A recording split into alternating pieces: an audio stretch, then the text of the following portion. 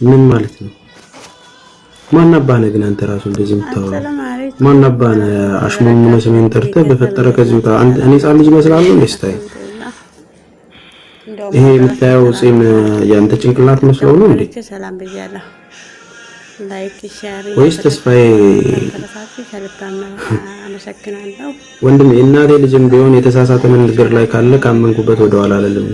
ማታቁኝ ከሆነ በደንብ ላስተዋውቃችሁ።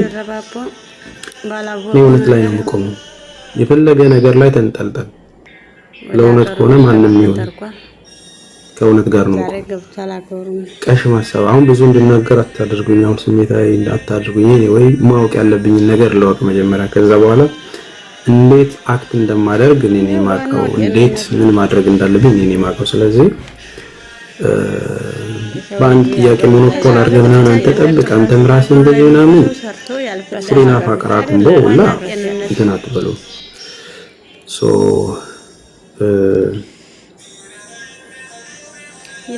እኔ አሁን ሊያግዙ የሚችሉ ሰዎችን ነው ፈልገው። ጉዳዩን ለውቅ መጀመሪያ ጉዳዩን ማወቅ ይቀድማል።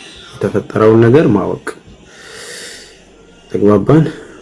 ተስፍሽ ከዚህ በሴኩሪቲ ጉዳይ ነው። በዚህ ሀገር ጥፋት ቢሆን እዚሁ ታስር ነበር። ችግሩ ከዛ ነው። እዛ የታገዘ ከዚህ አልቋል ወንድሜ።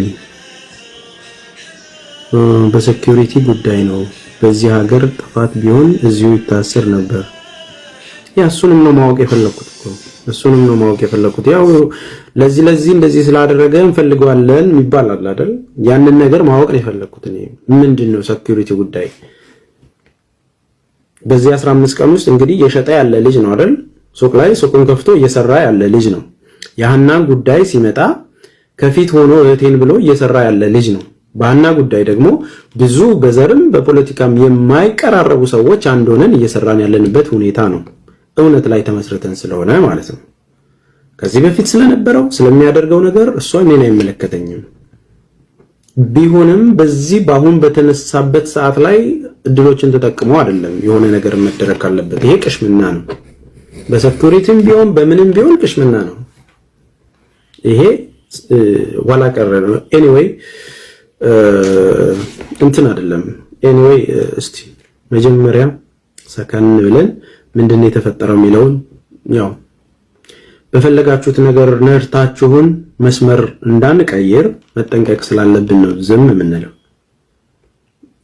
ማንም ሰው ሚነዳን አይደለንም። ግን በዚህ 15 ቀን ውስጥ ሰይድ ወረባቡ ሲያደርግ የነበረው